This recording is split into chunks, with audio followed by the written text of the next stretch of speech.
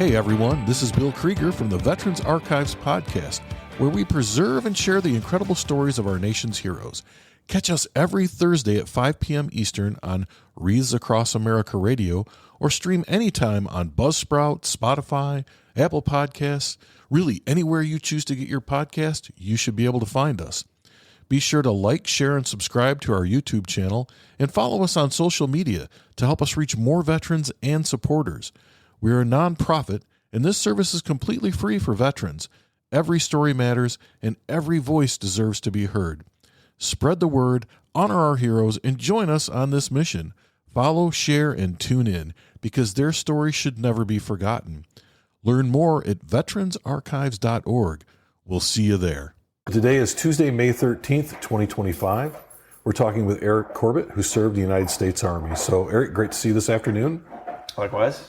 I know it was a little bit of a surprise, but here we are. Yeah, that's good. We're going to rock and roll this thing. So we'll start out pretty simple. When and where were you born? So I was born in Orange Park, Florida, which is in Jacksonville, on September 21st, 1986. Okay. So you grew up in Florida then. Yeah, I was there for a couple of months. I think it was till I was 3 months old, and then we moved to Orlando. Mm-hmm. And grew up over in Oak Ridge area of Orlando here. Went to Weingart Elementary, Walker Middle School. Okay. Cypress Creek High School, and then graduated from Boone High School in 2005. All right. Brothers and sisters? I have two sisters, older sisters. My full sister, Jennifer, she's a year and 6 months older than me, and then 3 months older than my oldest sister, Melissa. She's my half sister from the same dad. Mm-hmm. I don't know too much. Yeah. So. Yeah, older sister though. Yeah. Older sisters will be older sisters, exactly. I guess. Yeah. Yeah, so tell me a little bit about what you remember growing up. What was it like growing up in Florida and being a kid? Man, it was a lot different than it is now. No phones, so you were outside a lot. Mm-hmm. I was a latchkey kid, so it was very independent. I was always out. Mom just said, be home when the street lights come on, and that's it. So I was pushing those boundaries, but, we'd walk miles from the house, just wandering, doing stuff and getting into mischief and doing a lot. Being a kid, man. Yeah, not like today. Yeah. So. Did you guys drink from the hose too? We did. We drank from the hose, yeah. So when it was winter, you got cold water. When it was summer, you got hot water. So. Perfect. Yeah. Yeah. And I know when I was a kid, we didn't let it run either. We just drank whatever was in the hose. Yeah. Yep. That's what, you taste that. You'll never forget that taste. No, you don't. So so how was school for you? What was it like? So elementary school, I remember bits and pieces of that there. It was fun. I was never really a big academic person, believe it or not. My sister, though, very smart. Yeah. Very smart. So it was tough following her shoes. I used to get a lot of her teachers. I was 2 grades behind her. I was like, "Oh, you Jennifer Corbett's brother?" And I was like, "Yeah." So they thought they had another genius on their hands, and they're like, "Oh, okay, good job, buddy." So nice try, right? Yeah. No, you give it A for effort, Was that a lot of pressure for you though, as a kid? Sometimes it was when they knew who I was. Like right off the bat, they asked that question, so it was like, shit. But no, she was cool. She was always that way. Was never good with kids. I remember growing up. But she'd always make us play school, which was miserable. Me and my friends. And now she's a teacher. So yeah. Believe it or not, but yeah. Sounds like she knew what she wanted to do pretty early on. Yeah. And then, yeah, exactly. High school, moving high schools was a big change. We moved halfway through my sophomore year. Oh. So went to a school where I barely knew anybody. So it was kind of a shock. But, I have very social butterfly battery, so it's easy, it's pretty easy for me to make friends, get along, and meet new people. Blended in well. But school was definitely not my strong suit. Graduated in 2005. There's some stories about that, but once started college at Valencia Community College, mm-hmm. It was working full time, going to school. Had moved out on my own, right at 18. Did that. for a while. So is there a reason why like you moved right out? Just curious because I see a lot of people like your age and maybe a little bit younger. Like, for some reason, like right when they turned 18, it's gone. So I remember my stepdad always said that too. Right when you're 18, you're gone. So it was like I heard that from a young age. So it was always his instinct, like, well, I got to go. It's kind of like graduation's coming up. And then a bunch of my buddies had gotten a house, so I was like, say less. Let's do this. I was like, So that was fun. I moved out a month or two after graduation, and yeah. Any good stories about the frat house? Oh man, it was funny you ask. So it started. Yeah, it was exactly what it was. It was a frat house. It was my buddy's parents had bought it, and it was over there off Econ and 50. We're all going to school there, and some years gone by. Well, times had gotten tough, and so we started dabbling ways to make money, and this leads into why I had to join the military. Okay.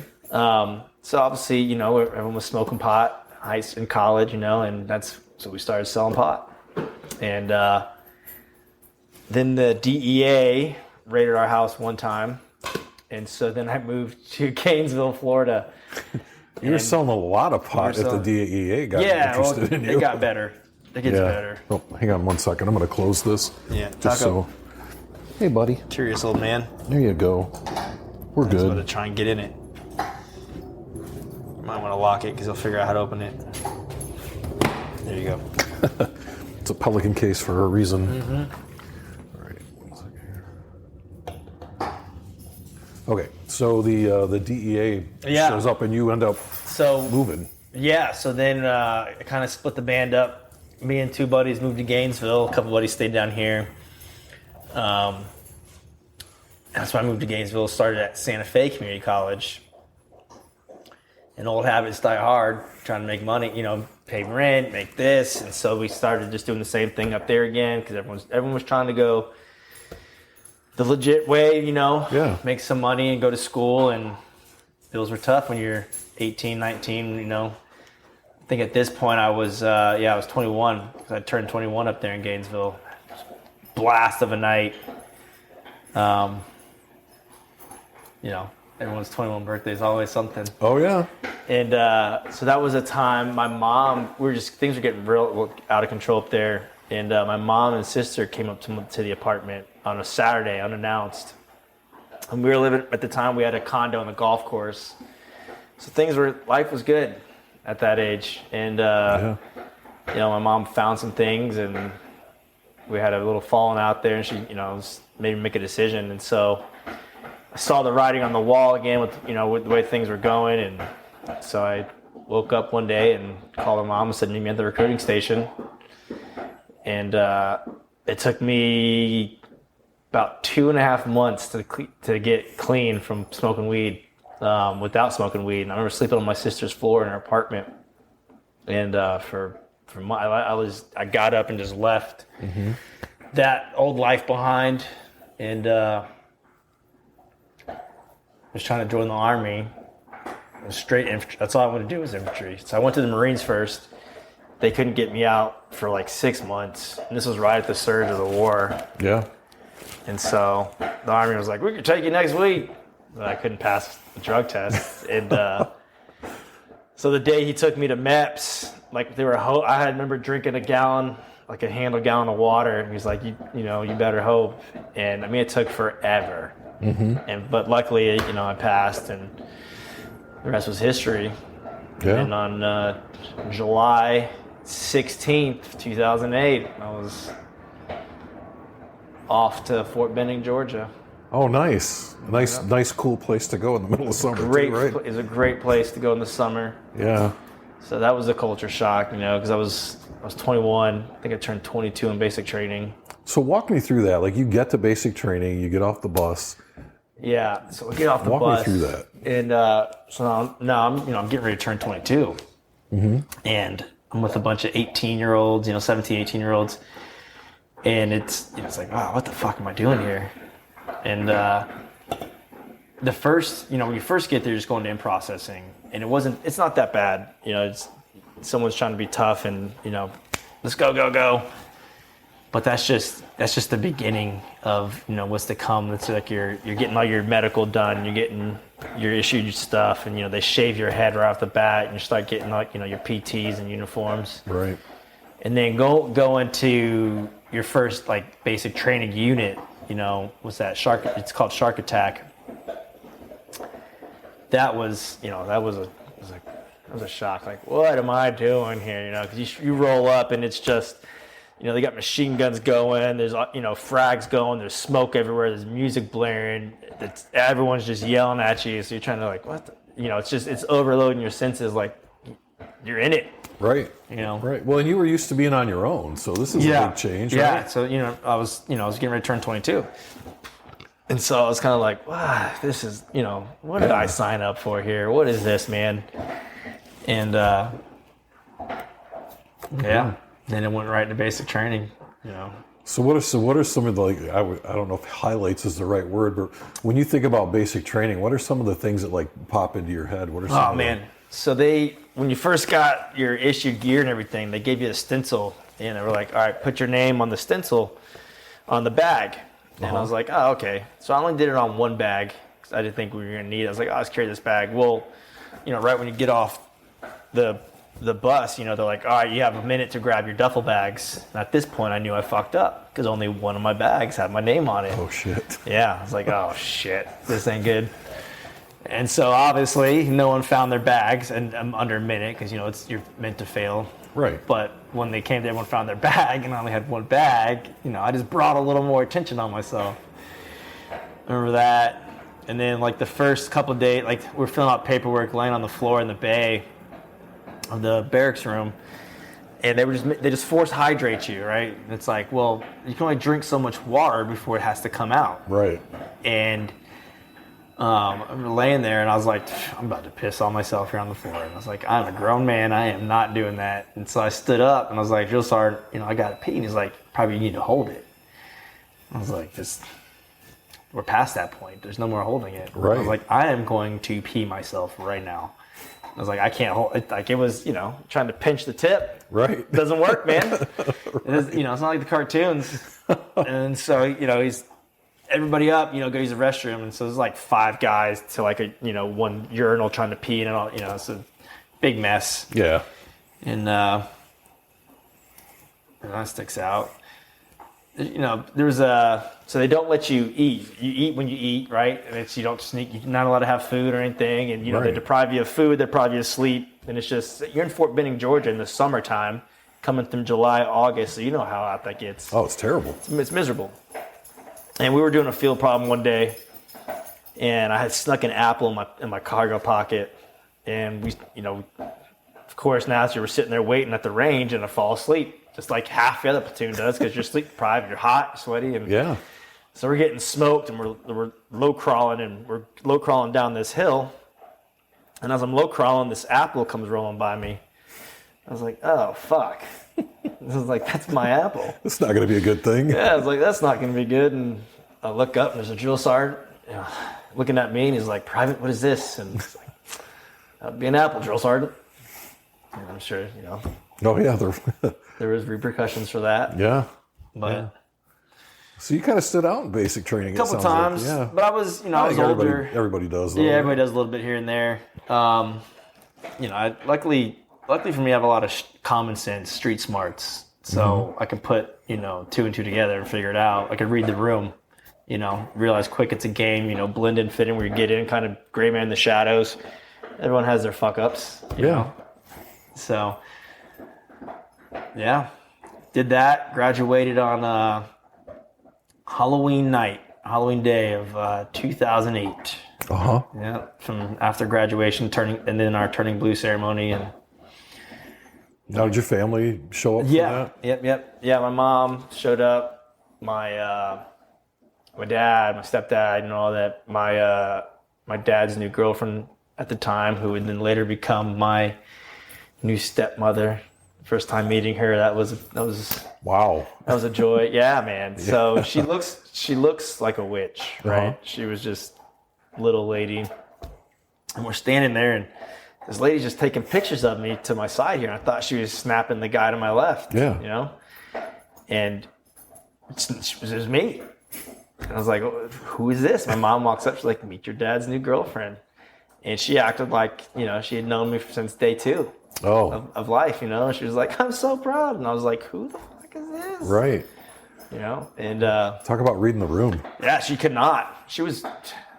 She was one of those. She basically parked her broom out front. She did. Yeah, Yeah, I got you. She said, I'm here for a little bit. She was an odd one. Yeah. Very odd. But how was that feeling though, graduating and making it through basic? It was cool, man, because it was the first time of something that I really ever felt a part of something, right? Like finish something through completely, you know, obviously, you know, you got high school and all that, but I never finished college, right? So it was like, I turned 22 at this time. So it was like, it was an accomplishment, you know? I was like, all right, this is cool, dude. And so I was proud, you know? I was like, this is something I've, you know, I remember when the war kicked off, you know, back in the Iraq War in 2003, I was like, I want to serve my country one day. Yeah. And, you know, then I got that chance too. And from there, came home on 2 weeks leave for hometown recruiting. And then I went to Fort Riley, Kansas. It was cold there. Yeah, you weren't in Georgia anymore. No, I was not in Georgia anymore. And then I got off the plane there in Kansas because November here is, you know, shorts and a t-shirt weather. Oh yeah. Kansas, it was like 32 degrees. That's Gore-Tex. And, I had just on shorts, flip-flops, and a long thermal. I was like, did it again. Here I am with my one bag. Yeah, exactly. And my apple. Yep. So I had a suitcase this time, luckily. So I was able to like go inside and change to something warmer. And so I spent that first Thanksgiving away there, Fort Riley, Kansas, in processing. Me and a couple other infantry soldiers. Actually, we spent our Thanksgiving dinner in a strip club. Oh. It was lovely. Nice. Yeah. That's a memorable experience. It was. Did they have a buffet? No, it was a potluck. Oh, gross. Yeah, but I did not eat. Yeah, no, thank you. In the room, you know. It was Junction City, Kansas, so it was not your finest establishments for food, and the women were questionable at best. So yeah, they have a nice club like that right outside of Fort Leonard Wood. They always do. Yeah. That was a bring your own bottle thing too. Yeah, you had to pay for like $15 for ice. Yeah. You had to bring your own alcohol. Yeah. It was very strange. But so you spent Thanksgiving in a strip club. Yeah, my first one there, 2008. Yeah. And so what unit were you with at Riley? So I was with the 1st Infantry Division, but I was in the 216 Ranger Division. Okay. So I was there from 2008 to 2011, or the end of 2010 going into 11-ish. And I did my first deployment with them. When I first got into the unit, so I remember showing up. Everyone got picked up by brigade, and we were at our companies, and all the platoon sergeants were coming in because there was like it was like they just got back from a deployment a couple months before that, and we were gearing up to leave again in a couple months. And so everyone was like trying to pick their guys, and this guy comes in and he was like, who wants to be a sniper? And I was like, oh, that sounds cool. I was like, I'll try that. You know, and they're like, who has a 300 PT score? And I, at the time I was, pretty fit, still pretty fit now, but I could run like the wind and, push-ups and everything from basic training. So I had that. Yeah. And so I went and tried out with them, got selected by them, and then it just became hell because I was the new private and this, and this group of small guys already selected, so I didn't go to a regular line platoon. I went to a recon platoon. So I had a lot to prove, and they just got back from deployment. So you got all these young guns that are full of testosterone that are like, what have you done, and yeah. I'm like, obviously nothing. I just fucking got here. Yeah, you're lower than amoeba shit at this point, man. right? I was like, and it's a culture shock because you got these guys that, constantly have something to prove.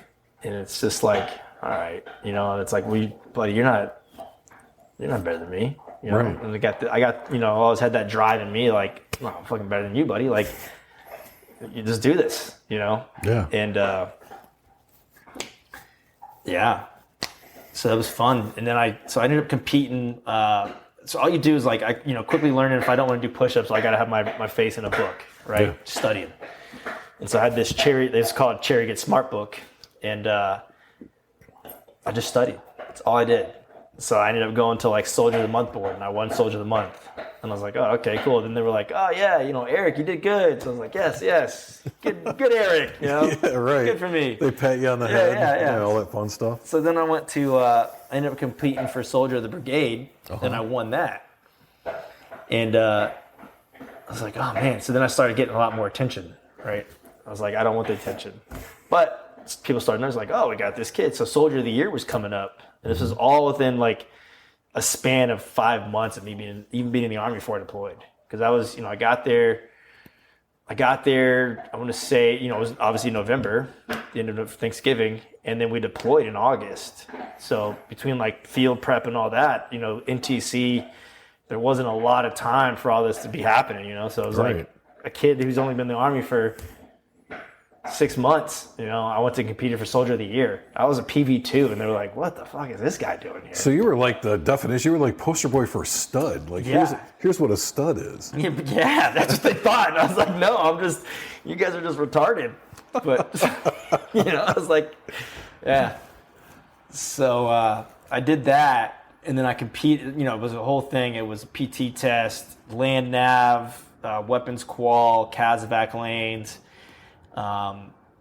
There was like comms. It was like, you had to set comms up with all this stuff.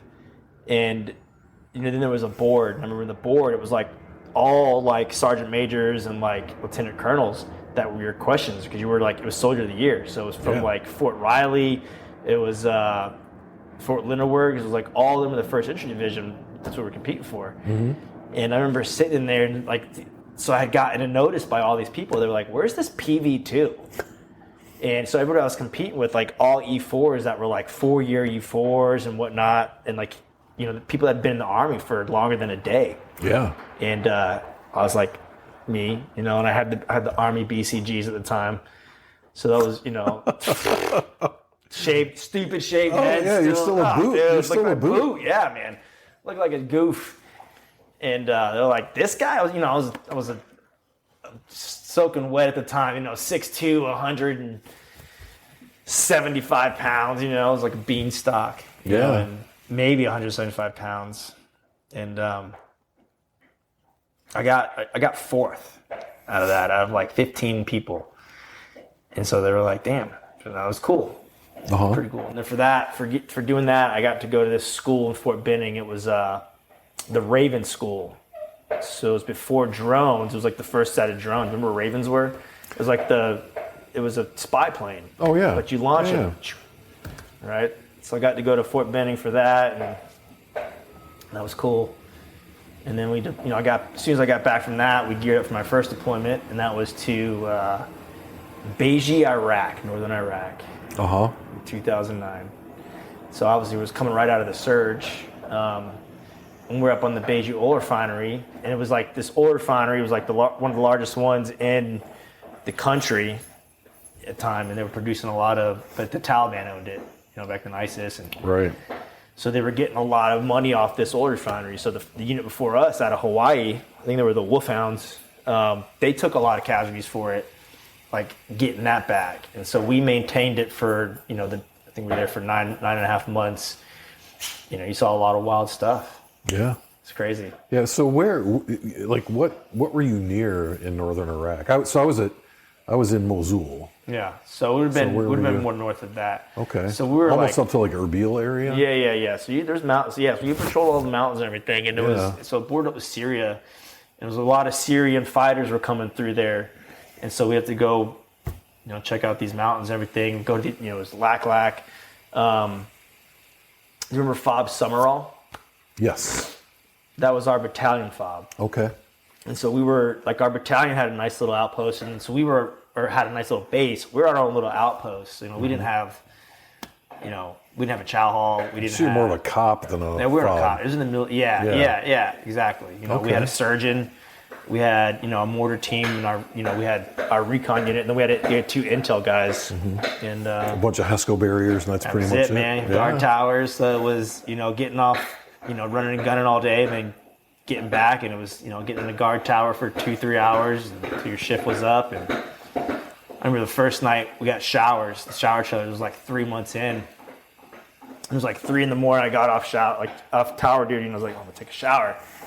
And we didn't have incoming alarms or anything, right? 'Cause we were just our own little cop. And then but we were always like, it was just, something like that. They were always trying to attack this thing to blow the pipelines, and getting closer. And I was like, I'm not gonna get caught like a pig, all lathered up. It's a pile of rubble here, But I was trying to enjoy like feeling clean for the first time in a long time, They just weren't having it. They just weren't. They were hating, man. They hate us because they ain't us, Yeah. But it was an experience, man. It was crazy. Saw a lot. It's. I think it was the first time I learned that a lot of people over here take for granted, the fact that they have running water or power, and there's laws that people follow the laws. Right. They don't realize what it's. How could you have it till you don't? Yeah. I think a friend of mine, when we were there, his cure was if we just showed them how to use toilet paper, they wouldn't be mad at each other all the time.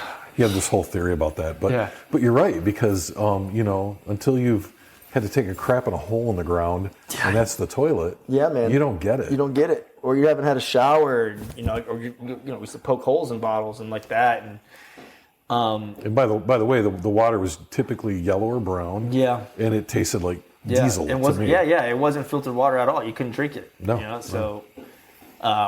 Even the water they manufactured was no good. Yeah. It's only a matter of time before we all have something from that kills us off early, but Yeah, microplastics. Microplastics. I'm with you. So when you were there, did you guys? This is a tough question. Did you bring everybody home from that deployment? We did. Luckily we did. Mm-hmm. Yeah, the unit that replaced us, they lost. It was like 4 guys in the first 2 weeks. Yeah. And so it's about your posture and how you guys carry yourself. And it's if you present as a soft target, you're going to be a soft target. They're going to hit you guys, and you're not going to know what you're doing. So it really falls back to your training and your guys, and it's even when years later when I was running teams, for the Department of State, you have to train with your guys, and it's a constant turnover, but it's what's interesting is we were we ripped with a unit, an MP unit out of Hawaii. They might have been infantry actually, but we made it through our deployment. We didn't bring everybody home the same way they showed up. Yeah. But we brought everybody home alive, and I know that right after they got there, they took casualties, and I never understood that. It's your posture, yeah. And so our platoon, we brought everybody back. Our battalion did not. Right. Yeah. Oh yeah, we lost. In fact, I lost soldiers who were part of my unit, but had deployed with other units to fill slots. Yeah. And so no, I totally get it. But you guys all came back from that. What was it like for you to come back? Somebody listening to this may not understand that 24/7 combat and then coming home, man, that's almost harder than going. It was. So the hardest part was I had to come home on R&R. And that was hard. And I was me and my buddy Jesse were the last ones to go, and I didn't want to go because I was going back. I was only going to be back for 2 months. Yeah, I was I don't want to do this, But I also was I want to go home, and that was tough. Well, that whole thing in the back of your head when you're on R&R, don't want to go back. Yeah, I'll be honest with you. Even as a company commander, I came home for my 2 weeks. I saw Aaron graduate from high school, but I didn't know what was happening. But I started having panic attacks, and I thought I was dying, and I'm like, what is going on? And I can't not go back. I mean, you got your guys these people depend on you. You have to go back. Yeah. So what the hell do you do? So I get it. That 2 weeks is good, but it's not good. But it just, because you see, you know, everything that you see in the first time you're there, it's like, I made it home already. Yeah. I'm home. Like, I might not get to come home again if I go back. Right. And I remember, you know, like when I first came home, it was tough. It was tough. Well, and sleeping in a bed, taking a shower on a regular basis, you know, it's some guy told me, and I've used the quote a million times, like the only thing more difficult than deploying is coming home. Oh yeah. You know, especially that 2-week break. Yeah. But you did. You came home. You did your 2 weeks at home. Yeah. You survived it. Yeah. And then went back. back. Went back out with the boys again. You know, you kind of get back in the groove of things pretty quick.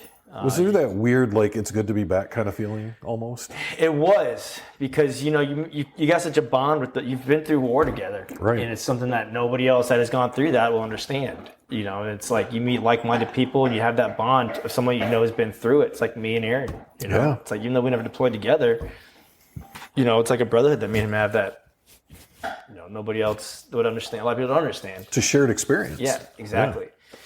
And so it was good to be back with the boys because, you know, you're literally blood, sweat, and tears. Mm-hmm. And you see everybody still there and you're like, oh, what happened while I was gone? You know, they're like, oh, man, this, and this. And you're like, damn. And then we started gearing up to go home. And I remember we were like the night before we were supposed to leave. We were at a different base and we were like downloading our guns, our ammo and everything. And a helicopter got shot down and we were at I can't remember what base we were at that time. We were at a big base. And the sergeant major comes like, I need the recon unit. You guys got to gear back up and go back out. And luckily, like it was like, what? You know, it was just deflating. And they're like, they told us from the battle, you're going to be out there for 3 days, you know, a couple of days, you got to secure the site. And luckily our, you know, company commander, he was like, no. And he's like, we're done. So they already, you know, it was kind of like deflated. We wanted to do it, you know, because it was like, those are our boys. Those are like, you know, those are Americans out there. Right. But at the same time, it's also like, we don't even have ammo. And we dumped everything off. And so it was crazy. I remember we were sleeping there and we were sleeping and like all the incoming rockets the alarm started going off. And we were just so used to, we didn't even have alarms, right? Yeah. And so we were just so used to, we're like, does that thing stop? You know, none of us got out of the beds. You know, it was like, dude, you guys don't understand, man. If it's your time, it's your time. Like, yeah. Especially in the middle of the night, like if it's going to hit you, it's like, you just better hunker in place and just hope to God that's it. And, you know, we were sitting, that same thing. We came to a fob, like to the battalion fob Summerall, and we're in the chow hall, and the alarm started going off. And none of us stopped eating. Just like, what are you guys doing? They're like, you gotta go to the tables, you know. And we're like, what are we doing down here? Like, what are we hiding? Like, what's this gonna do? Yeah, like, you don't understand. This isn't gonna do anything, right? You know? And that was an eye opener for a lot of people too. And like, I remember one time we tried to get onto that same chow hall, and we didn't have real food, right? Mm-hmm. Like we had a little pop-up kitchen tent, but the cook we only got a food supply like every other week, if that. It was like maybe once a month where they'd bring a Connex out to us, and that was it. You know, we threw all of our trash into this one Connex. They'd take it, or we had to burn it. You know, and so we like, I remember my mom would send me like tuna packets, you know, and it'd take me a month to get there to me, but and so we went to try and get in the chow hall one time. You know, we were filthy. We didn't have showers, and so they wouldn't let us in. Remember, you have to scan your cat card to get in, and even though you're in a combat zone, you know, and the guy at the door is like, "You guys can't come in," and we're like, "What the fuck are you talking about? Like, we haven't eaten. We're coming in whether you like it or not." And this guy is sergeant, you know, and he's just chewing us out. And we're all still privates at this time. I think it was PSC still. So I was like, you know, I was young and hungry. It's like, motherfucker, you don't understand. And luckily, one way or the other, you're getting dinner. Yeah. And so luckily, the sergeant major came walking by and like ripped them a new one. It was like these like, because it was a cook, but they didn't do the cooking anymore because they had all the contractors that did the cooking. Right. So they had to make these jobs for these guys to justify why they were there. And so he was like, these guys are out here in the shit fighting a war where you're sitting here eating fat and happy every night. You know, they don't understand how good they had it on this FOBs. No. They had going in there, it was like Disneyland. You had anything you could choose to eat from. You had desserts, you had sodas, you had drinks. Like, dude, we had a little hut that was, you know, like a 12 by 12 that was made out of plywood. And we had, like, you know, we had the essentials, hot honey buns, Pop-Tarts, you know, muffins. That was it. Cool bars. Yeah. The little cereal jugs, remember that? But the milk was the powdered, like the milk would come out clumpy. You ever eaten clumpy? Like, you do what you got to do. You do what you got to do. And I mean, yeah. It's funny. We were at the store at the hotel, and they have the little plastic things of cereal. And I was explaining to my wife that I lived on that. Absolutely. No, I'm not gonna lie. Like, I was on the fob I was on was huge. Yeah. It was a city. Yeah. Right. We were outside the wire every day. Yeah. But you went back. You went back, and you slept kind of comfortably, and you had a chow hall. Yeah. A lot of our sister units did not have that. Yeah. Exactly, man. Yeah. Even people, you know, experiences may differ. Right. You know, and I wouldn't change it though. You know, it was. I had some of the best times with my guys. You know, some that aren't here anymore. You know, and you make those memories and bonds, and it's, you know, it's brotherhood. Well, and then when you get back together, right, it's like you were never apart. You're never apart. It just fits right back in. Yeah. You know, but back to the coming home part, man. So I remember, I'd gone home 2 months prior, or two and a half, 3 months prior. And we were coming home for like 2 weeks before we went on R&R. And so I told him, it's like, you know, you don't need to come out there. So it was kind of surreal though, coming home to like no one. Yeah. But it was, you know, but I knew that because I knew I was coming home anyways. But it hits you when you know, everyone comes out together, and you know, you walk out, and there's like a whole room of people just like accepting me, like welcome home. So it was pretty cool. Mm-hmm. And then it just turned into, you know, we got,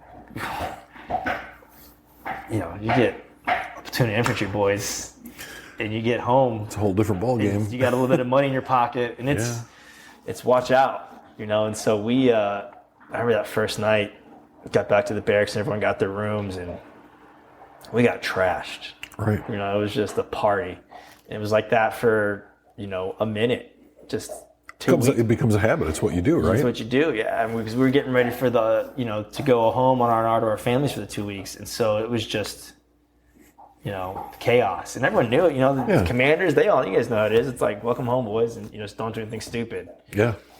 Yeah. Well, I spent my first 16 years enlisted. Yeah. So I get it.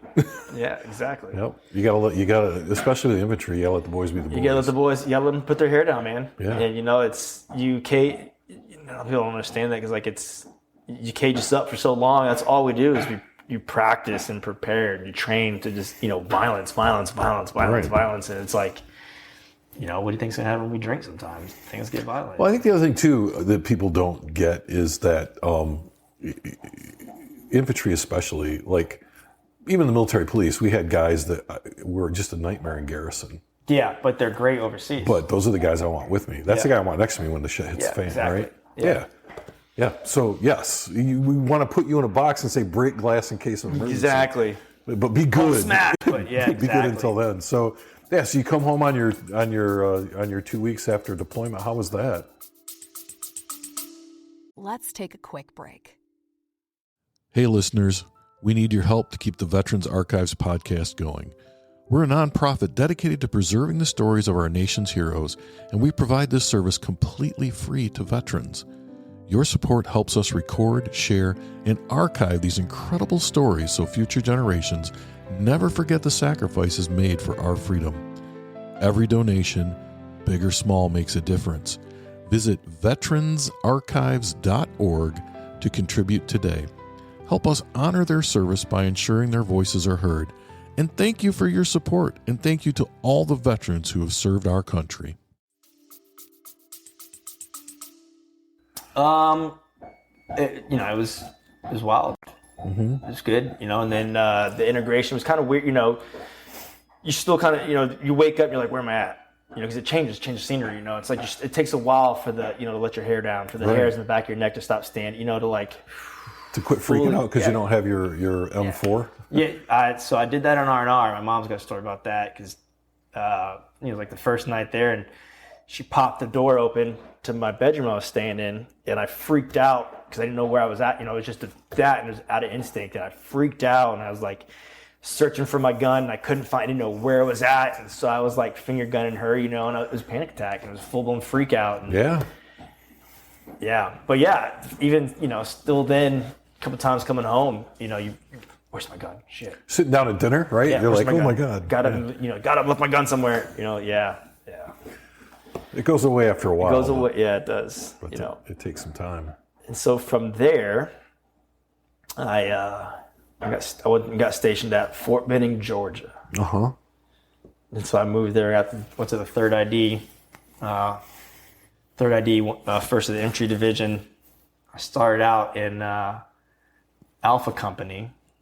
No, it was Baker Company. I was a Baker boy. I was there for a while, leading up to our first deployment, or just to my first deployment with them. And I was an E5 at the time. I got promoted E5. I was getting ready to go to the E6 board. I was riding this wave of everything I was doing good. And then it didn't change, and I got a little bit of trouble. Yeah, so what happened? I'll tell you. So a bunch of the guys had gotten promoted, and we're a couple weeks out from deploying. All of our stuff is in the connexes. It's waiting there. So we're T-minus days, and it was Cinco de Mayo weekend. And Arriba. Yeah. Right? Yeah. A few margaritas. Yeah, we had a bunch of margaritas, and unfortunately that was the problem back then was, once you start, you can't stop. Yeah. It's just keeping going. And so we went out, and a bunch of us, we got a van back on the post. And the time was when before you could get Ubers and all that, and paying credit cards was still a thing, but they wanted cash. They were scamming you. They were ringing you up for this much, saying, "Hey, it's $20 extra." And you're like, "What the fuck?" But you couldn't pay it, or you had to pay it. Stop. But you had to pay it. And so we get back on the post, and we're at the barracks, and he wouldn't take credit card. He's like, "Nope, cash only." No one had. It was payday weekends. No one everyone. We all spent money at the bars and everything. Going into a 4-day weekend, Cinco de Mayo, right? So I was like, all right, I'll go with him to get the ATM, the money out of the ATM.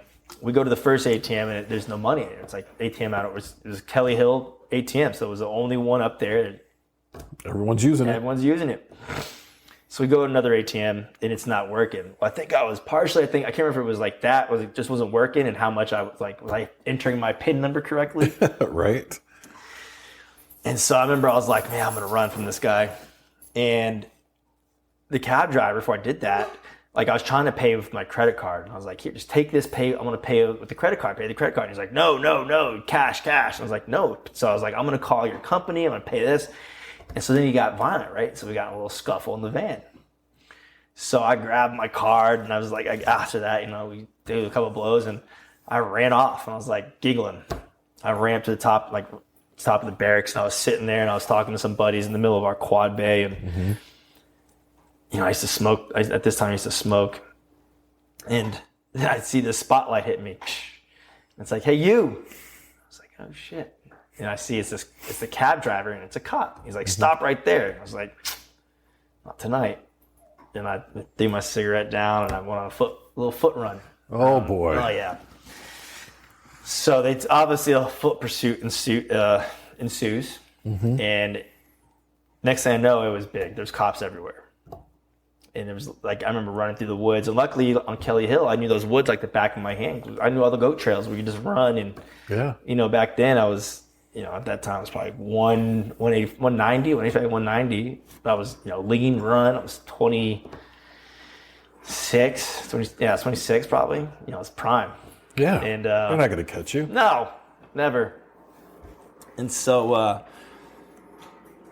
I make it. I had a collared shirt and a hat on. And I had an undershirt, so I ditched the collared shirt and the hat and some bushes. Where I was like, I'll come back to this another day.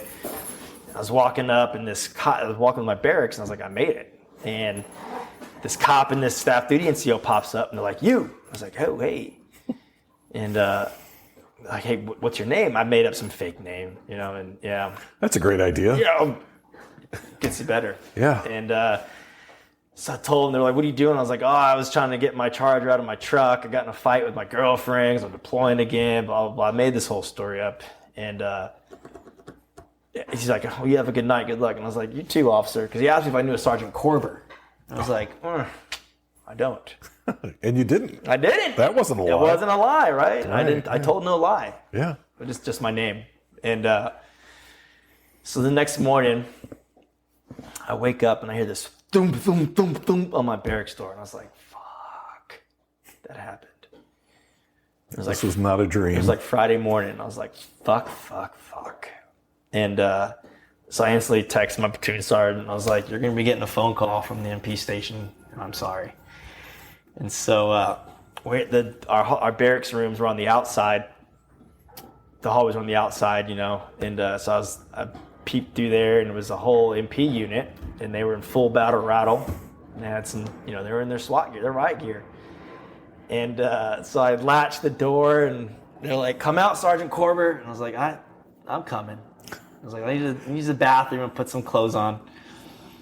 And so as soon as I opened the door, they bum rushed me, beat the shit out of me, hog-tied me, cuff and stuffed me. So it carried me out, like a pig. And it was like a parade, down the hall, the outside corridor to the cop cars, Yeah, you were becoming a cautionary tale. Oh, that's your boy. Yeah. And so, yeah, I go to the MP station, and of course I knew not to talk. I was like, I said, I know nothing of what you speak of. I want my lawyer. Yeah. Because they were trying to charge me with criminal charges. And so I went back. They released me, and then, because they had nothing on me yet. And so that night I was in my barracks room, and I get called to come back. You need to get in uniform, come back to the MP station. And so I walk into the MP station, and that cop that I first encountered that asked me if I knew a Sergeant Corbett was the one that was waiting to receive me. Oh. Yeah. He was probably not happy. So he said, you're Sergeant Corbett, huh? And unfortunately, I said, that's what the name tape says. And he was not happy with that, and he threw me up against the wall, and like that, stripped me down of my blouse and everything. And he was like, I want you to unblouse your boots and pants and take them off. And I was like, I knew I was fucked. Right. There was everyone that was in the cab was there. They all had to give statements. Couldn't get out of this one. So I look at this guy, and she tells me to unblouse my pants and boots and take them off. And I was like, well, buddy, I'm not wearing any underwear. And he's like, well, what does that have to do with anything? And I was like, I don't make you feel inadequate. Well, you're just scoring Digging points. my hole with this guy. Oh, yeah. Yeah, you've hit bottom and continue to dig. Oh, man, that's me. I got to go out with a bang. That's one of my downfalls. Not anymore. If you're going to do it, you're going to do it right. I got to go out big. Yeah. And so I got thrown in jail. It wasn't my first time going to jail. I got arrested in Gainesville, there a couple times before. But I digress, I wasn't perfect growing up. Yeah. But I'm doing it right now. But so I spent 4 days in jail there, which was like a little vacation. I've been way worse. Like this Right. ain't nothing. Yeah. So got out of that, got deployed, and while we were on deployment, I had to bring a copy of my packet, and they asked me if it's like 2 weeks in, and I thought it had gone away. I was like, I'm gonna ride this out, man. Yeah, you figure out deployment saved me, right? Yeah. And I get called from little runner comes. He's like, BC wants you in his office now. And I was like, oh fuck. And then they're like, do you have a copy of your packet? And I was like, yeah. Like, we need it, because they didn't have one. So I ripped out a bunch of pages. Right. This is all I had. This is all I brought with me. Sorry. Right. Sorry, there's pages. This is what they gave me. I don't know. So I give them that, and I'm standing in his office, and he's, they're all up in there, and I was like, shit, what am I gonna do? In my head, I'm thinking, I gotta get out of this. And so, as you know, I'm sure you've done many of Article 15s. Yes. And he goes, I've been a victim of a couple of them, so. And he goes, would you like, you have a right to a open trial or a trial by court-martial? And he expected me to just open trial with everybody there, and I said, I want trial by court-martial. knowing that if I went trial by court martial, they would have to send me home to an actual court. Right. But at that same time, they would have to send everybody home that was involved, including the chain of command. Yeah. And so I played my last card. Did they call your bluff? He said, "Get the fuck out of my office." So I went back to my bunk. Uh-huh. And I was sitting there and I was like, "Oh, you did it this time, Eric." And 10 minutes go by and this runner comes and he's like, "He wants you back in his office." I was like, "Fuck." And I walk in there and, and did the whole position of attention. And, Right. Reporting as ordered, sir. Yep. Yeah, the whole thing. Yep. He goes, "You think you're fucking slick, don't you?" I was like, "No, sir." And he goes, "This is what you're going to do. Because you're going to accept this court or this Article 15, and you're going to go on probation." He's like, "You're going to move companies. You're going to go from someone from Baker Company to Alpha Company. You're not going to get a deployment award. You're not going to get a badge for this. It's like, you're going to get nothing. If you can go 6 months without getting in trouble," he's like, this whole thing will go away." So I took that deal. So I didn't lose any pay. Yeah. I did no extra duty. All I did was I didn't get a deployment award, whatever. I had a couple of those already, so I was like, inshallah. Yeah. And I had to do a bunch of extra duty details. Like I wasn't on extra duty, but they had this event. It was like a battalion fob event, so I helped set that up. Right. Which was it. But that was the only thing I did. I changed companies, couldn't get in trouble, which was easy because I was on deployment, so there was nothing there. I had to go to. So when this whole thing first kicked off before deployment, I had to go to ASAP, Alcohol Substance Abuse Program. I checked in for it, did one meet, we were getting ready to deploy, right? Yeah. So when I got there, I had to introduce myself, and it was like a celebrity. They were like, "That was you?" It made post. So everyone knew your story. Everyone knew, the whole post knew what had happened. And I was like, that was me. It's kind of hard to call that a fuck up, isn't it? Yeah. So yeah, exactly. I was like, success, right? Right. And so when I got back, I was an ASAP failure, labeled an ASAP failure because I didn't show up to any more ASAP appointments, but I was deployed. Right. So then I had to complete ASAP again. I was successful at the graduate at that. Awesome. Made that. And then they made me the company UPL. Uh-huh. Idiots. What were they thinking? What were they thinking? Right? Yeah. Anywho. Did that deployment, came home. That's when I met Aaron. So I met your boy. Yeah? Yeah. I didn't like him at first. And then we hit it off. Those are the best friends. Yeah. I think are the ones you don't like when you first meet them. Yeah, it was like kind of like, who's this guy? Yeah, and then we, what was that, 13 years later? How many years it is now? Yeah. So then me and him got an apartment together. We moved out of the barracks. That was fun. It's part of where the lesbian couple name comes from. Yes. So Yes. we did that for a while. Used to race home to scare each other. Oh, tell me about this. I don't know about So this. there's a couple, I remember one time I was hiding behind the couch and I popped up and his ankles broke and he hit the ground. I used to hide behind the doors. Uh-huh. And when you wait for him to walk in to hop out and scare him. I ask him about it sometimes. Yeah. I'm going to. In fact, when I leave here, I'll probably be on the phone with him. If he's not calling you again, we'll see what happens. Yeah. So we did that for a while. Then we bought all of our furniture from this, it was like a warehouse, a scratch and dent warehouse, down the street from us. Uh-huh. It's all hodgepodge stuff thrown together, but we were in our 20s, so it was like, whatever, yeah. Yeah, you buy where you can. Yeah, so we bought this bar that we found on Craigslist. So we had a little sunroom in our apartment, but then there was we found this corner bar that we ended up putting in there. It was a blast. We had, saw snow in Georgia for the first time with him there when we were living at that apartment. Uh-huh. That was cool.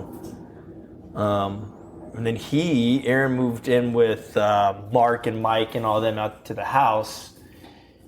And then Buddy Gessner ended up moving with me for a while. Him and his wife were splitting. Mm-hmm. His wife slashed my tires because affiliation.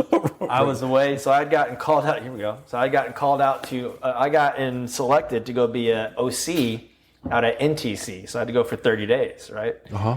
Because at this time I was a staff sergeant, right? So with all these mess ups, you did something right. I mean, something right. Staff sergeant and you're an OC at NTC. That's not nothing. That's not nothing, man. Yeah. You know, I had some clout. You know, I was good. I was a good leader. I like to think I am. You know, I've been told, you know, there's always room to improve and be better, but you know, the funny thing is, like, I've met a lot of people in the military, and some of the best leaders were like privates 3 times. Yeah, you gotta fuck up the move up, man. Right, and so you just never had that part happen. I got lucky. Yeah, very lucky. I got lucky. I got arrested one time in Manhattan, Kansas when I was in first ID, and I'd gotten detained because I got in a fight at the bar, and I got detained, and luckily the cop that arrested me recognized me, and he was like, "Who knew my squad leader?" And this guy was like fresh out of the academy. And he's like, "You're Dearden's private." And I was like, fuck. I was like, why does this guy know my squad leader, right? And he's like, "I'm going to let you go." He's like, "But I'm going to tell your boy." I was like, "Do what the fuck you want, as long as I'm not going to jail, man." You know? I'll do the push-ups, thanks. Yeah, of course. I got smoked for days after that, but... You know, the funny thing is, like, you've never flown under the radar. I think as much as you probably tried. Yeah, You've never done it, but it's never really harmed you. Yeah. That's crazy. Yeah, man. I think, you know... You've had some experiences. Big man upstairs has, you know, saved me a lot. Yeah. He's my guardian angel looking out for me every day. And so where was it? Where were we at? So Aaron had moved out. Aaron moved out. So I was at NTC. I was a guest OC at NTC, right? And so that was real, you know, that was an interesting time. So my stepdad started going through some, you know, a bunch of things at home. So, you know, home life was not doing so well with the family, you know, trouble in the home front. And, you know, I was drinking heavy and was partying a lot, but, you know, I was crushing life. You know, I was in E6. I was in my prime. I was having a blast, you know, I was hanging out with women, make friends everywhere. And, you know, so NTC was different, you know, and it was cool, but it's crazy being an OC because you're by yourself in the middle of the Mojave Desert, which is huge. And it's easy to get lost out there, and you don't have a lot. So it's like, you know, you got to use your instincts a lot to travel through out there and find places, and you have to be competent, right? You have to make your way around because there's no road. Like there's goat trails for you to drive on, but there's 1,000 that lead everywhere. So you have to be able to read a map, you know, like know where you're going. Because you'd go out for a 24-hour period, and then you'd come home. You get 2 days off. And that's how they run their OCs. You know, was it 21 days straight though, and there are 14 days. 14 days straight, you know, but it's just like a week lead up and breakdown. And so we did that. And so when we got done, we had a week. They messed up our flight. So the unit out of 3rd ID got to go home, but all the OCs had an extra week there. So me and 2 buddies were like, well, let's go to Vegas. What could go wrong? What could go wrong, right? Okay. Vegas. So, Vegas. So, we make it out of Fort Irwin. And Fort Irwin's in the middle of nowhere. The only town right outside there is called Barstow. Yeah, I'm familiar with that. And it's just a dump, right? And so we got this taxi cab driver to, when we decided, we're all E6s, right? So there's like a couple E7s. So there's not anything really anybody can say to us, right? Like there was no restrictions. We had a week left. So it's not like you can't, no, you must stay here. It's like, you're a grown-ass man. So go do what you want. Go do what you want. Yeah. Exactly. So we catch a cab to Barstow, and we're at this truck stop. And we're trying to figure out what to do, how to get to Vegas. And we're looking for cabs and everything. And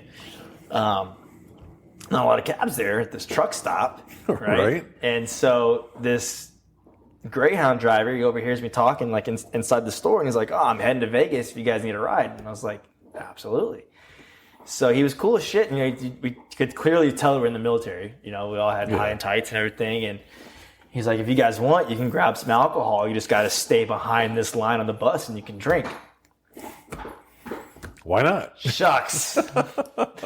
So we roll up to Vegas, and one of the guys that went with this, he had been there, Marco. He had been there a couple times, So he's familiar. So he got us a hotel where he goes like, all right, we're going to stay here, using points and everything. And so we pull up to the hotel, and there's a Greyhound, and all these foreigners come up, and they're like waiting to see who gets off the bus. They thought we were celebrities or something. Nope. It's me, your boy. They take a picture? Surprise! So they were a little let down. Uh-huh. But Vegas. Yeah. It How long were you in Vegas? Like 4 days. Wow. 4 days 2 days too long. Probably. Do a lot of damage in 4 days. We did a lot. It was fun. Yeah. Give me some of the highlights. There's some stories there. Night one, we get there, and I was like, it was like a candy shop. It's like, this is so cool. This is, God, what year was this? This was 2014 or 15. Maybe the end of 14 going into 15. I'll have to look at the pictures on Facebook. And go to this strip club, and it's like kid in a candy shop. And the women out there are gorgeous. Right? Yeah, this is not your strip club outside of Fort Leonard Wood. Until we realized, exactly, I wasn't in Kansas anymore. Right, right, right. Wasn't at the Thanksgiving strip club anymore. Yeah, and we ended up getting tossed out of that strip club, not because of me this time, because my buddy Marco, he was doing things he shouldn't have been doing. Doing things, there's no sex in the champagne room. Right. Oh man, it was just a drunken blur like the whole time. Like the clubs, the bars, the rooftop pool bars, the casinos. Like, yeah, and you're not married at this time either. I'm not married at this time. No, so you're single. Plenty of women. Yeah, met other women there and having a good time. Met my buddy Matt there. This goes back to my first. Matt lost his legs. Right? At the time when Matt got blown up, we didn't know he lost his legs. Right? Matt got airlifted out. He was my roommate then, right? So I knew Matt well. We were privates together. We came, me, Matt, Jesse, and Zach. We were four boys, we were tight. And Matt drove from Utah and met me in Vegas. And it was the first time I'd seen Matt since, his legs, since he got blown up. And when he took his legs off, and it freaked me out. Lost it. Yeah. Because it was like my boy. And then he took his legs off like Lieutenant Dan, and he fucking chased me around the floor. And I was in that's my boy. Yeah. And well, you didn't know. Yeah, well, I didn't know how bad it was. I hadn't seen him, right? Like Matt went through it. His wife at the time had left him. He was, because he was having reconstructed. He went through so many surgeries. And when we finally realized, it shattered all the bones in his feet when it happened. So vibrations. He was a gunner, and shattered all the bones in his feet. And he lost both legs. And seeing him then, it was like, fuck, man. And so when we went out, he went out with us. I remember we were at the bars, and I remember somebody said something. And I fucking, somebody was like, because he was wearing jeans at first, and he was real self-conscious because he was fresh but hadn't had legs, right? So he couldn't walk right and everything. Yeah. And so somebody said something to him, and I remember I almost lost my shit in this bar in Vegas, and this guy was like, he fucking lost his legs. And the guy was like, I'm so sorry, I didn't know. And so Matt, I remember he went back to the hotel room and he changed into shorts. And because I was like, that's my fucking boy. Yeah. And I was like, fuck you, dude. And the bar was pretty empty at this time because it was still early for a Vegas bar. But it was like, you see it, I was like, that's... Right. You don't know what you went through to like that. Right. Like, this man lost, he gave so much for his country, and, But it was a blast. I'm pretty sure Matt went home with a girl that night, too. I was just, man, because once the initial shock had gotten over, it was just like... we're back together. Yeah. And so he needed that because he went through, his wife left him, took all his money, took the dog. He was in Walter Reed. It's like, oh man, it was a horrible story. I was like, he's going to fucking kill himself. There's no doubt. No doubt. Now he's married, just has a beautiful baby. Yeah. Yeah, it's amazing what can happen. Yeah. Yeah. Yeah. So you survived Vegas. We had to, so I remember the last day, I was just so hungover, and we had to get back to post. We made it like just at the nick of time to like get our flight, because we met them at the airport. And I remember sitting there on the plane finally, and was just like, I need to go home. You know, just like shriveling up. I was like, your body's going into shock. Like, I need to go home. You know, and it's just, that's all we did was just drink. Yeah. And then we went back to Fort Benning, and then I ended up getting this loft downtown Fort Benning. Single E6, had this old loft, you know, it was like 900 square feet. It was badass. It had like 20-foot ceilings, you know, it was like 100-year-old floors. It was cool, Something out of a movie. Yeah. Yeah. It was cool. And I had the bar that me and Aaron had in there with it, you know. Like, So you kept the bar. Oh yeah. I got the bar in the divorce when we split livings, you know. And so he would still come over, obviously, on, you know, weekends and stuff. He had visitation of the bar. He had visitation rights, yeah. So living in that loft, I lived there for a year before I got out. And that was cool, man. It was like my last year in the Army, and I just went all out, man. I was getting ready to get out. And I remember my last 6 months, I came down on drill orders. And I came down on drill orders before, but I was able to get out of them for an extension, for like I did a year extension. I don't know how the contract worked, but I got out of them. And I came down on them again, and I was coming up on re-enlisting. And I was like, I'm not fucking doing this. I had buddies that were drills, and this was like, hearing the horror stories had just gotten horrible. Yeah. I was like, I'm not doing, they were working, you know, 15, 16-hour days, sometimes 20-hour days, like consistently. I was like, because there was a shortage. I was like, I'm not doing this. And so I signed a deck. I knew I wanted to get out. I was done, right? There's no more wars going on. Done. I was like, I wasn't a garrison soldier. No. Right. And I got us into some shit. You know, that was the fun, you know. Right. And so I remember we had to go into the sergeant major's office, and he was a new sergeant major. He came from a regiment, and he thought he was this top dog, but he was fucking overweight, right? So I think I was 29, right? So I had some years on me, right? But I wasn't just a nobody. I was a full-grown man. You've been around the block. And I remember sitting in his office, and he's like, because I had signed the deck statement, he was pissed that I was getting out. Oh yeah. Pissed. Yeah.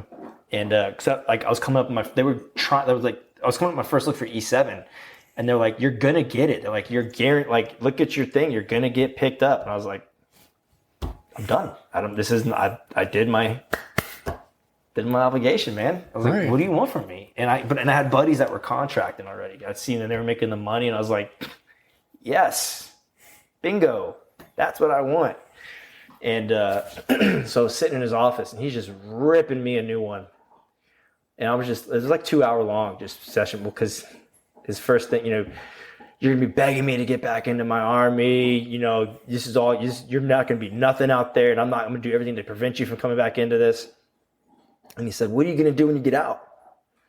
And I said, I'm going to go be a valet. And he said, excuse me? And I heard my platoon sergeant behind me. He goes, oh, fuck. Here we go. Yep. I was like, I'm going to go park cars in Orlando, sir, because when I was in college the first time, I used to park cars. I knew I wasn't going to go park cars, right? Yeah, he didn't need to know you. Yeah, exactly. It's like, I don't know you jack from shit. And that ensued to where it was just a beratement, you know, and I was like further validating my reasons of why I'm done. Yeah. You know, I was like, I'm a grown man, and you're talking to me like that. And I was like, I could come over there and just beat the shit out of you. How would you like that? Right. Or you could just shake my hand and exactly. wish me Same well. thing. Yeah. And so he stripped me from my platoon. Mm-hmm. He put me in the S shops, but everyone knew who I was. I'm a nice guy, right? Like I get along with people. I don't burn bridges until it's time to burn bridges, and then I blow that bitch. Yeah. And yeah. So the platoon sergeant I had, he's like, dude, it's like, just text me in the morning, let me know you're alive. I was like, right. Thank you. But I did have to do staff duty a lot, right? So I was always on staff like once or twice a week, but that was it. I didn't show up to work. Like no one fucking cared. Yeah. So I was like, I'll take this deal. I was like, yeah, man. So like, I literally did nothing the last 6 months, you know?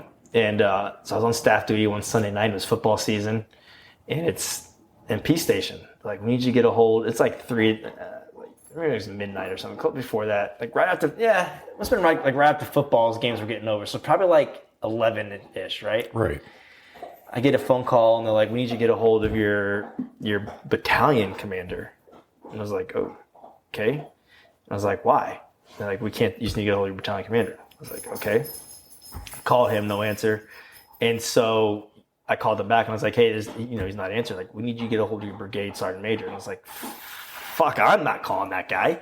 So I called brigade staff duty, and I'm like, they're like, hey, you guys need to get brigade sergeant major to call the MP station. And they're like, why? And I was like, I don't know. They're not telling me. They won't tell me, So no one could get, like, the brigade couldn't get a hold of anybody, right? Mm-hmm. And so what had happened was our same battalion sergeant major had gotten picked up on a domestic abuse of his kid.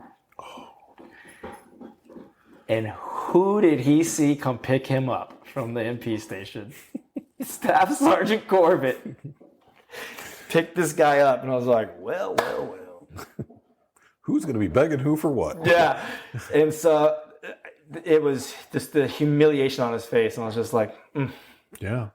And I remember getting back on post. So they were like, all right, we need you to come pick him up. And because they couldn't get a hold of anybody, right? So I had to go pick him up. So when I got back to staff duty post, the next morning, the BC, brigade commander, everyone comes to me. He's like, do not say a word. And I was like, okay. Might be too late. Yeah, of course. So I was like, yeah, sure. I was already done. Right. What can you do to me? There's nothing to do.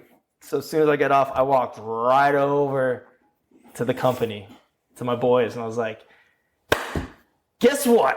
I was like, yo, how's it feel to be a piece of shit, huh? Yeah. Yeah. Who's parking cars now? Yeah, right.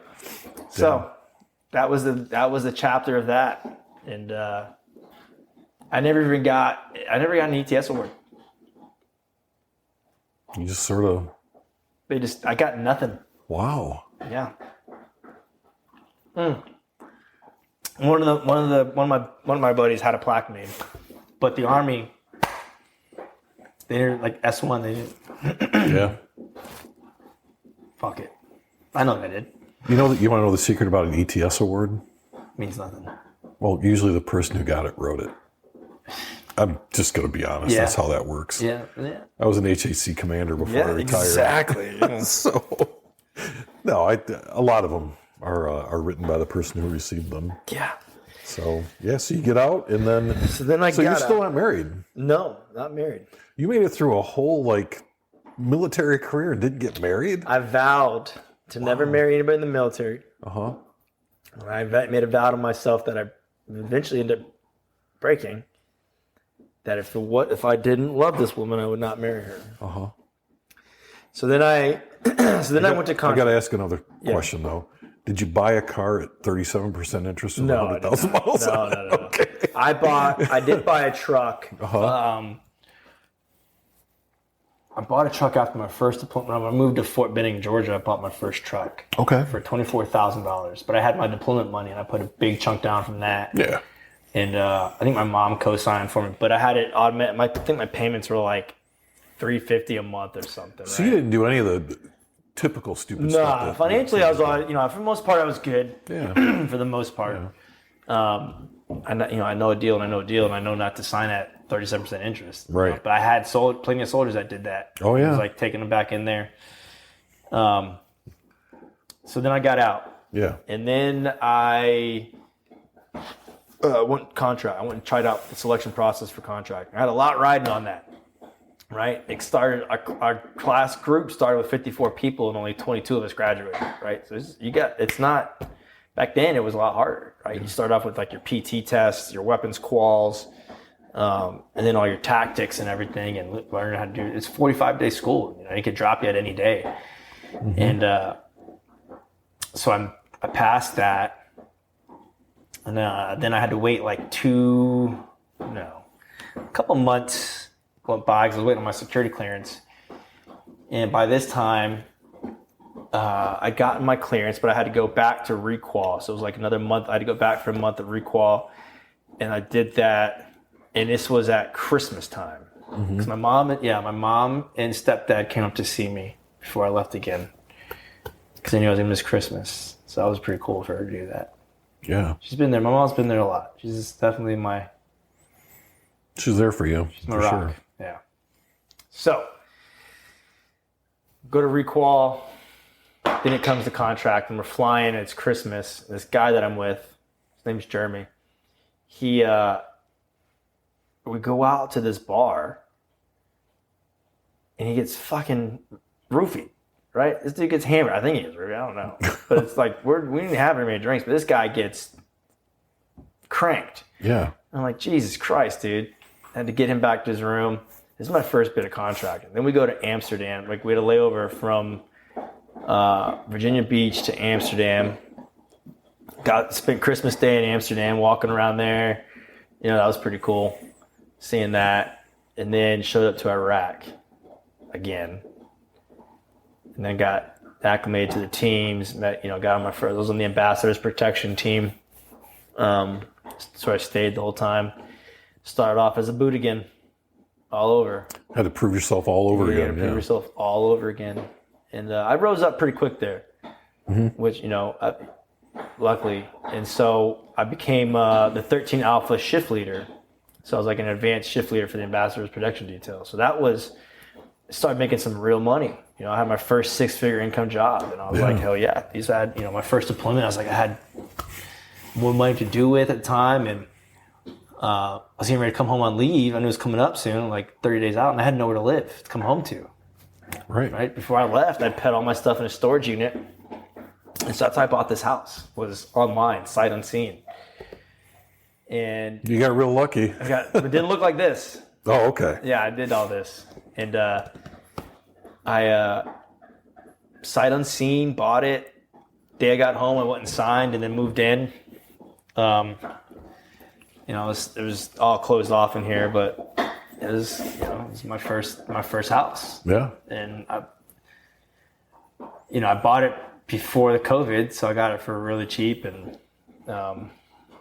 So what was it like as a contractor going into theater? And, I know what it's like going in with the full force of United States Army behind you. Yeah. But you don't have that necessarily You as don't. a contractor. And when I was there, they did some pretty terrible things to contractors when they caught them. yes, exactly. The shit I saw there, man, with that, fucking wild.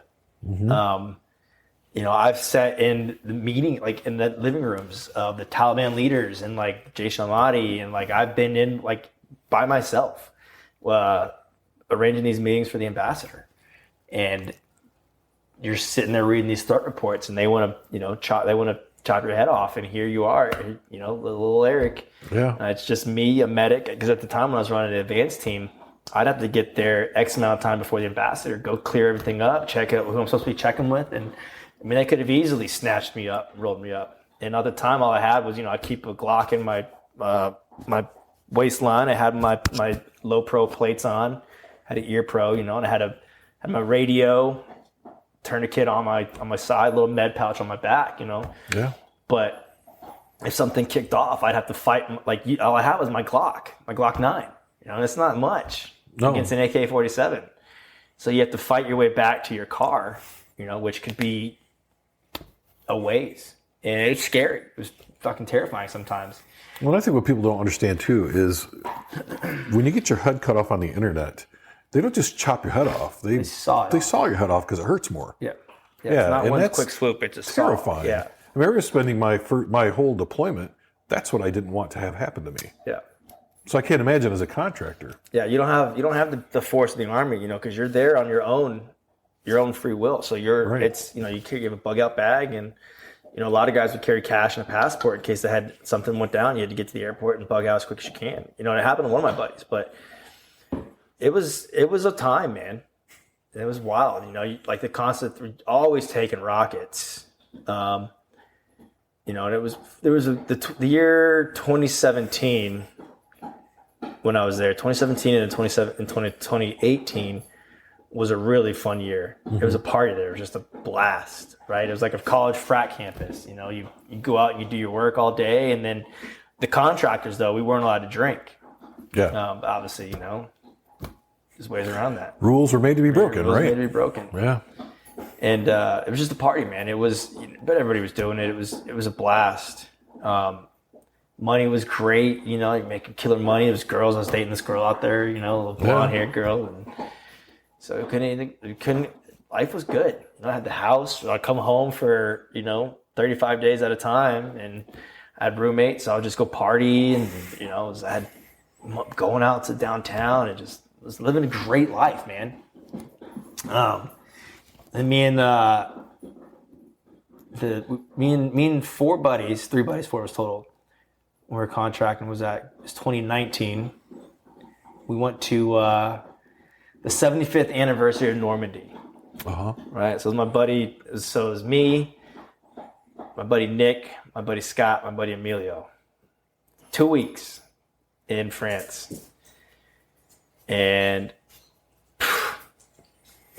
I thought Vegas was a shit show. This was a shit show. Yeah.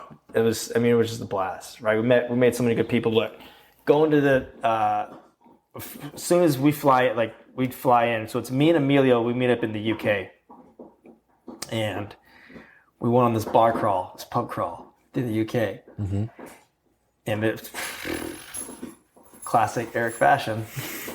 But I remember waking up the next morning and the phone just ringing, right? I'm like, what the fuck is going on here? I thought I was still in Baghdad when I woke up. That's how drunk I was still. That's pretty drunk. Pretty drunk. And it's my buddy Emilio calling the room phone. And he's like, dude, we got to go, man. We got to go. I was like, oh, shit. So I hop up and I go down there.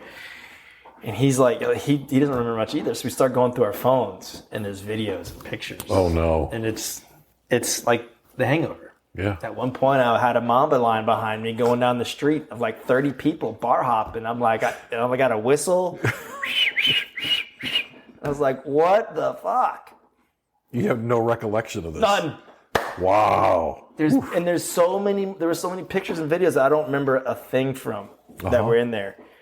And it was just like, Jesus Christ. Doing shots with girls, it was like, oh, buddy. And they're all in different bars. It was like time-stamped. So then we took the channel from the UK over to France. Yeah. The channel, the underground tunnel. It's pretty cool. So they served alcohol on the channel. So when in Rome. Yeah. Who are you not to have a couple of drinks? Oui. So we start the drinking again. So me and him get there. We meet up. We took the train into Paris.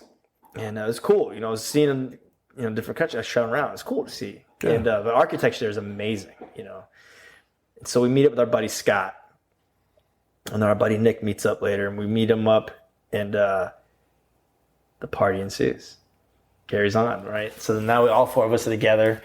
We went out, got hammered. We went to the Roland Garros tournament, the tennis match over there. Okay. The French Open. Yeah. So we got to see Andre Agassi and Pete Sampras. It was cool, right? We did a lot of stuff when we were in there. Yeah. Then we went out to Normandy for the actual anniversary, right? And it was just wild to see, but it's a party.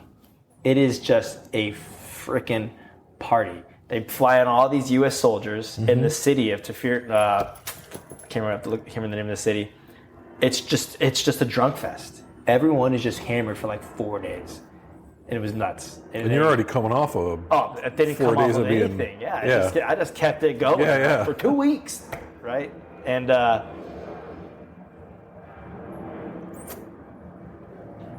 are you not dead? Correct. I don't know, man. The big man upstairs got some plans, big plans. Yeah. But so the Normandy was over. We went to 2 Women's World Cup soccer games when we were there. Got naked in front of the Eiffel Tower. Because why not? Why not? It's the Eiffel Tower. That's where people get naked. Yeah, why not? Yeah. It was a blast, though. We had so much fun. Yeah. The best trip I've ever been on with the boys. We still talk about it. Sometimes it's like, you bring it up, you're like, oh, fuck. Don't think you could do it again, but No, you definitely wouldn't change it. I remember when I was trying to leave Paris, Charles de Gaulle Airport is horrible. Mm-hmm. So I hate that airport. Yeah, I've been there. And I'm coming, like I'm still hammered. I got the bubble guts. I remember sitting in line, like I'm in this cubicle line. I'm like, I'm about to shit my pants. Because the beer shits. And I was like, gosh, damn it. I'm like trying to hold it together. I'm sweating. Finally make it through security. I like run to the bathroom. But I get to my gate and I'm like, I need to upgrade my ticket. They're like, it's $1,200, sir, to first class. I was like, I don't fucking care. I was like, I need to lay down. I need water. Please accommodate my request. I will pay you handsomely. I will pay you handsomely. Yeah. And I can see the sheer shame in my eyes of like, please, please. I granted it. And, oh man, yeah. It's good. The trip was over. Came home. Mm-hmm. And then December 31st, 2019, I was back in Baghdad, Iraq. And it was a typical morning. It was my buddy Scott's birthday that day. Mm-hmm. And we were like talking about what we were going to do for his birthday that night. You know, not like we could go anywhere, but we had, you know, the U.S. Embassy compound. Everybody had like SDAs, like small apartments and stuff. And so I'm back in my room, you know, and I just got done from like getting all my paperwork submitted for the day for my team and everything. And the alarm starts going off. And it wasn't an incoming alarm. It was like the secure in place alarm. It was like, what the fuck is this? It was like 9:30 in the morning, 10 in the morning or something. And so I turned my radio on and I'm like, is this a drill or something? You know, and it wasn't a drill. This is when they tried to overrun the embassy in 2019. Mm-hmm. And so it got real, and it got real quick. You know, they were burning down the gates and everything. They're burning everything. They're catching our fuel points on fire. And it was crazy. You know, it lasted for 3 days, and we evacuated everybody off the compound except for like essential personnel. So all the contractors were left, mm-hmm. you know, and that was it. And it was long nights, long days, and it was the rockets after rockets, just consistently rockets coming in. And I remember we were like, this was the beginning stages, and they killed Soleimani, mm-hmm. day 3. That's when it ended. And when we killed Soleimani, and the reason Soleimani was coming was he was coming to see the final stages, and they were going to kill. They were supposed to overrun the embassy. Yeah, they killed him right on the tarmac, didn't they? They did. Yeah, it's pretty cool. But it's supposed to overrun the embassy, and like that was supposed to be it. Kill everyone in the embassy. And so we had something better for him. Yeah. And but it was, you know, so just like that, it ended. Like they all dispersed. But then it was just the threat. So we used to have to pull guard on the ambassador to like 24/7. And my team were guarding through the night, you know, and we did shifts, and so we're on shift, and I get a call from the EOC, the Embassy Operations Center, and they call my state phone, mm-hmm. like that, because you get issued a, you know, secure phone and everything. Like, you need to get the ambassador awake now. Like, it's the White House. I was like, fuck. So I went and got the agent. You know, we had a State Department agent. I was like, hey, Marcus, it's the EOC. We need to get the ambassador up now. And, you know, so we get down. We had to go into his kitchen, and that was like his secure room that we had, because they didn't have any safe room, like real hard safe room. Yeah. Their buildings were hard room. Like the whole construction of it were designed for to take impacts and stuff. And after Benghazi, they learned that, you know. Big lesson. Yeah, I was deployed for that. I got spun up for that to go to Benghazi, but we got called off at the last minute for that too. Shucks.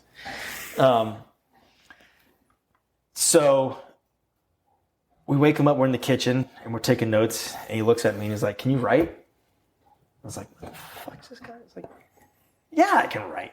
Like, I'm not a fucking animal. Right. You know, I was like, can you write? Not a caveman. Yeah. Write strong. You know, I was like, come on, man. Like, what is this, dude?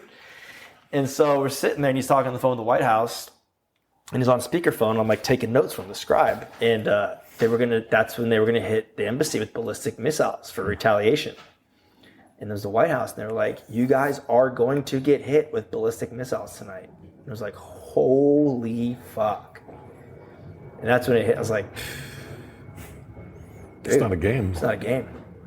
And so they had the whole compound, like for like days after that, was like up and down for ballistic missile threats, right? They didn't know, like at this point, they were able to stall it for the night, and they couldn't tell, they didn't know when it was like imminent threat, right? And so that's when they arranged the whole thing with, not Al-Assad. Yeah, Al-Assad, one of the air bases that they hit the air base with the missiles, but it hit the tarmac where there's nobody at. Yeah. Right? Tit for tat. We give a lot of money for that. And that's when I met my ex-wife out there. She was in the reserves out there. And I should have kept walking.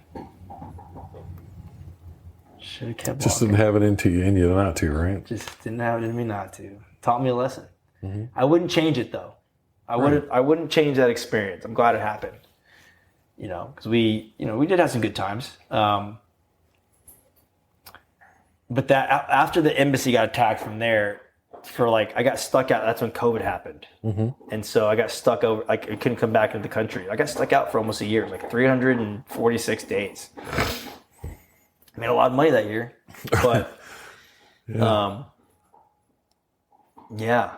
And so we were together. Me and her we were together out there the whole time. So it was like a trauma bond, right? I knew it wasn't a real thing, but it was a trauma bond. It was like I had protection for her, and like it was that instinct of protection, right? And so it sort of felt real, though. Yeah, it felt. Yeah. And so that whole year we're out, like she obviously had her place. I had my room in the barracks that I stayed in. I'd go hang out there every night, but the constant rockets that were coming in, and like the constant threats, and tensions were high, and the city, like all the checkpoints were on fire. Like it was a crazy time. Mm-hmm. And so then when we ended up coming home, that's when we went to my buddy Tim's wedding. I officiated his wedding. So I stood up there in front of 150 people and I went and got ordained online. How cool was that? I married one of my other best friends.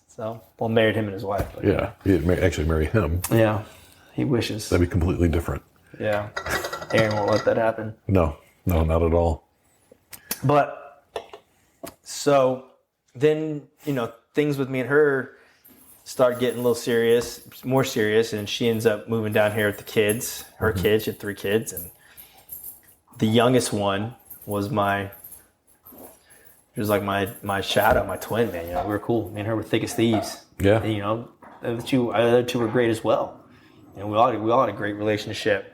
It just didn't work out. So when we opened the pizza shop together, Your Pie Pizza. So that's when we became franchise owners. I quit. So contract was coming to an end, and this was the next chapter, was pizza franchise. Yeah. And ran that for 2.5 years up until now, and so we're at now, today's modern day, and it taught me a lot. I did a lot with the community, did a lot of great things around town. I met a lot of amazing people, Unfortunately, it just didn't work out the way it was supposed to work out.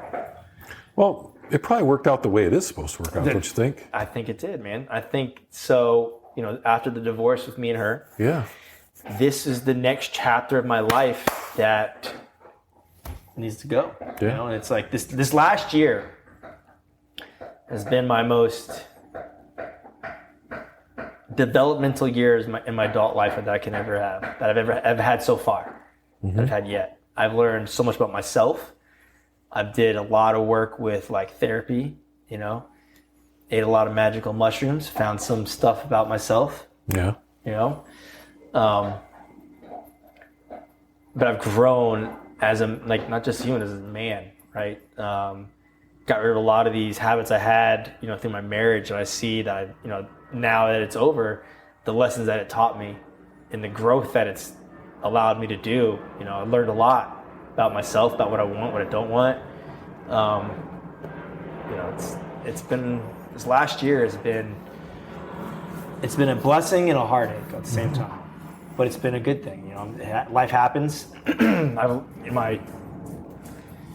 Not sweating the small stuff it's paying off. A famous guy once said that life is about 2% of what happens and 98% about how you deal with it, right? Yep. And that dictates it. So I want to ask a question, though. Every story that we've talked about involved getting hammered and getting drunk and going out and partying. Almost every story. Yeah. They've been great stories. Well, we're sitting here right now. We're drinking Mick Ultra Zeros. Yeah. So when was the last time you drank? November 13th, 2023. So what happened? Well, Aaron came down to visit me. Uh-huh. And prior to this, obviously, when Aaron had been sober for, I think, a year at this time. And prior to that, I remember you know how he was. He was out of control. Yeah. I went to see him that time I went to see him, and it was just pounding beers, smoking dot. Like, it was just back to back. I was like, Jesus Christ, dude, like, what is going on, man? And I said some things to him as brother to brother. Yeah. And as you did as well, as that kind of resonated with him. And it was like, man, two people I adore in my life are both hitting me with something, the same thing. Like, maybe I should check it out. So Aaron was here. He'd been sober now for a year or some change, right? Yeah, so, a year and a couple of months. Yep. Yeah. And it was the family trip you guys were on, and when he came to meet up with me, I was already drunk. Like, I was already I was working all day. I had and he's like, just try it. And I really, my marriage with my ex-wife, the cops had been involved, right? Not anything that I've ever done, right? It wasn't because they were being called on me because I was being the bad boy. She had me swatted. I got a scar on my chest from her. It's the whole thing. And I was like, there's a common denominator with this, alcohol. Now, before her, when I drank, I'd lost some great women too due to drinking. Because everything's a story for me. It's how can I make this the best story ever, and how far can I push the limits, right? And I don't do that anymore. So he said, try it for a week. I was like, I can do a week. And then I started thinking about it. I was like, when was the last time I hadn't drank in a week? Right. And so I was like, shit. And there'd been times, when I was contracting, but at this point, I'd been with my wife at the time, and it was like, we were like oil and water, and it was, everything. Every time we'd get drunk, it was just a fight. You'd be sitting there, and sky looks pretty today. Does it really though? Okay, here we go. Right. Everything, and it was just miserable at the time. And I saw photos of myself where I just looked like shit. Miserable, face was just so fat and puffy, my eyes were drooping. I was skinny fat, it just didn't look good. Yeah. And I went a week, and I was like, let me go 2 weeks, and let me go 3 weeks. And it's been ever since then.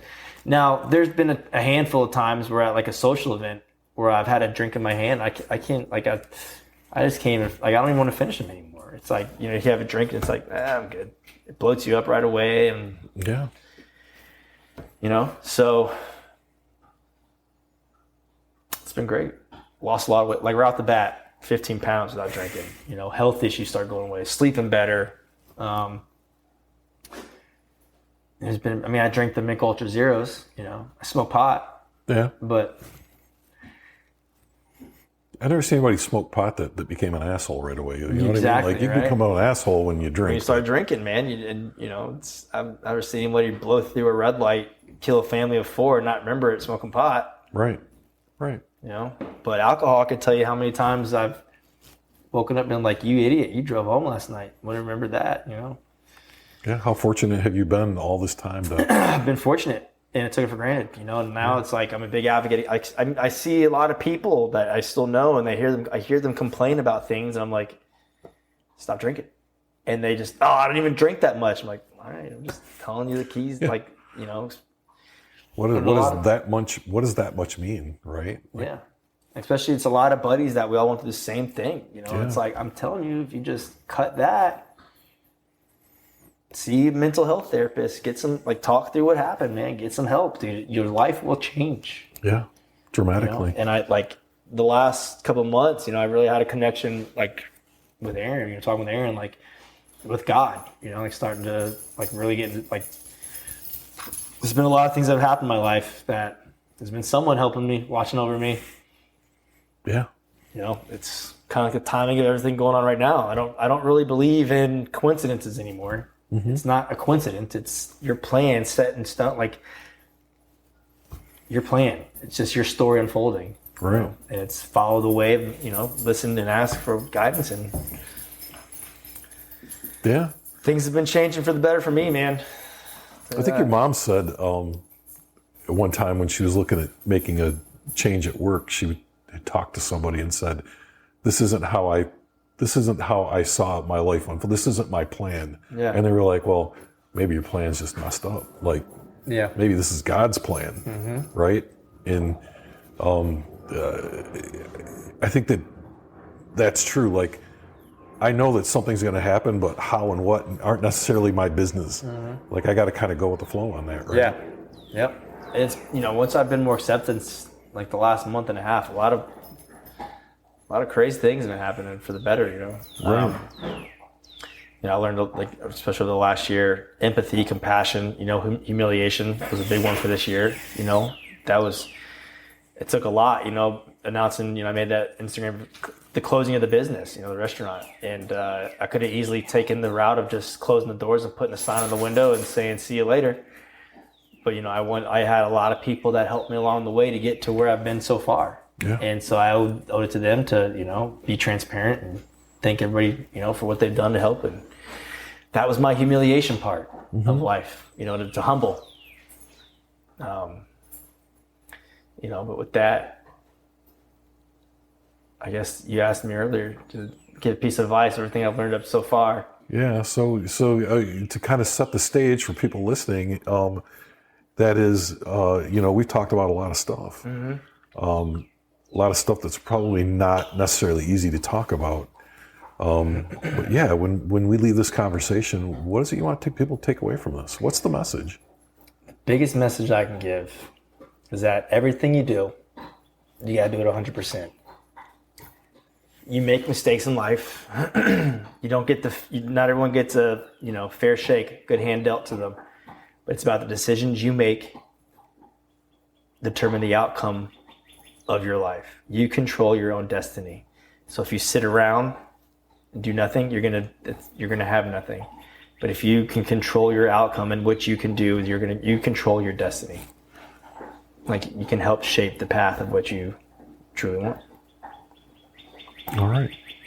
Well, thanks for taking time out today to talk to me. I really appreciate it. Yeah. Thanks for being such a good friend to my son. Yeah, of course. That's a wrap for this episode of the Veterans Archives podcast. We truly appreciate you taking the time to listen and honor the incredible stories of our nation's heroes. Don't forget, you can catch us every Thursday at 5 p.m. Eastern on Wreaths Across America Radio, or stream past episodes anytime on Buzzsprout, Spotify, Apple Podcasts, and as I've said before, any place you can find a podcast, you can find the Veterans Archives podcast. If you enjoyed this episode, please take a moment to like, subscribe, and share our content on YouTube and Facebook and TikTok and Instagram and across all social media. Every share helps us reach more people and preserve more stories.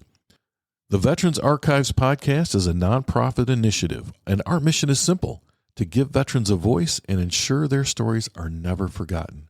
This service is completely free for veterans because their sacrifices deserve to be recognized and remembered.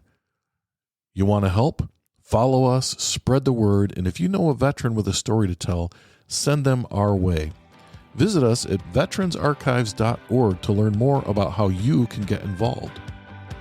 Thanks again for tuning in, and most importantly, thank you to all the veterans and their families for their service and sacrifice. Until next time, take care, and we will see you on the next episode of the Veterans Archives podcast.